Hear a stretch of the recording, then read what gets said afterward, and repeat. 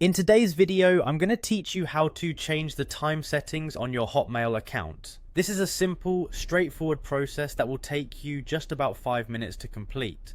Whether you're traveling across time zones or simply need to correct an error, adjusting your time settings means your emails and calendar events will always be in sync.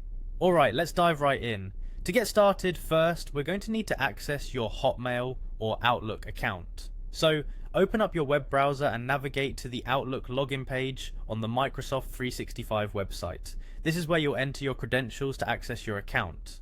Once you're there, you'll see the familiar interface of Outlook's web version. Next, you need to click on Sign In. It's located right on the main page, usually near the bottom of the sign up fields. After clicking on it, you'll be prompted to enter your email and password. Make sure that your credentials are correct to avoid any login issues. Once you've successfully signed in, you should now be in your Outlook mailbox ready for the next step. Moving on, head over to the Mail section in Outlook. This should be the default view after you log in, but just in case, look for the Mail icon if you've strayed into other sections like Calendar or Contacts. At the top right of your screen, you'll see a gear icon which represents Settings. Click on it. Once the settings menu opens on the side, it's time to get into the more detailed configurations. Now within the settings menu, find and click on View All Outlook Settings. This will bring up a more comprehensive options window where you'll find a multitude of settings to customize your Outlook experience. Under this window, the option we're interested in is General.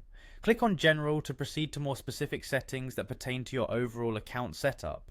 Within the general settings, you'll see a category labeled Language and Time.